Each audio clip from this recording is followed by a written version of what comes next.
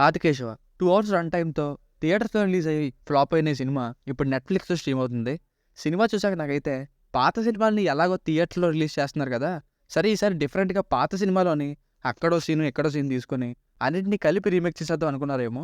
అదే old and outdated routine స్టోరీతోనే వెళ్ళింది. గట్టిగా మాట్లాడితే ఫస్ట్ హాఫ్‌లో ఒక 3 సీన్‌లు, సెకండ్ హాఫ్‌లో ఫైట్‌లు ఇంతే. ఇంతకంటే మస్ట్‌గా చూడాలి అని చెప్పడానికి కూడా ఏం లేదు. ఫ్యామిలీతో చూడొచ్చా అంటే యెస్ చూడొచ్చు. అడల్ట్ కంటెంట్ ఏం లేదు. బేసిక్ స్టోరీ లైన్ ఏంటంటే ఒక ఊర్లో ఒక విలను అక్కడ మైనింగ్ ప్లేస్ దగ్గర ఉండే గుడిని కూడా పడగొట్టి ఎక్కువ డబ్బుల కోసం ఆశపడతాడు. దాన్ని ఆపడానికి ఎవడో ఒకడు రావాలి. అదే హీరో. అంతే స్టోరీ. ఇంతకంటే ఏం చెప్పడానికి లేదు. Plus points hero acting, songs and BGM by GV Prakash Kumar గారు, కొందరు actors performances, interval and starting scene, fights అతిగా ఉంటాయి కానీ కంపోజ్ చేయడం బాగుంది. ఇంకా సాంగ్స్లోని బ్యూటిఫుల్ లొకేషన్స్ని కవర్ చేసిన cinematography.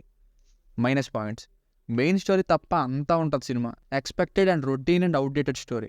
Starting villain scene, interval scene తప్ప మిగతా ఫస్ట్ హాఫ్ అంతా జిల్ జిల్ జిగా. Poor writings. హీరోకి జాబ్ ఇచ్చే సీన్ చూస్తే వెంటనే చూడడం ఆపేయాలనిపించింది. హీరోయిన్ శ్రీలీల సీఈఓ అంట. ఒక కంపెనీ సీఈఓ పని పాట లేకుండా హీరో కోసం అతను ఉండే ఊరికి వెళ్ళి ఉండడం ఏంటి? Unbearable and routine love stuff. అసలు స్టోరీ ఏంటి? ఇందులో హీరోయిన్ ఎందుకు? ఇంకా ఈ టైంలో ఈ సాంగ్ ఉండాలి, ఇక్కడ పడాలి అన్నట్టుగా సాంగ్స్. ఫైట్స్ కూడా లాజిక్స్ ఉండవు. జోజు జార్జ్ గారు పర్వాలేదు అనిపించారు కానీ ఎన్నో సినిమాల్లో చూసినా అదే విలన్ రోల్నే. ఇంకెందుకులేండి.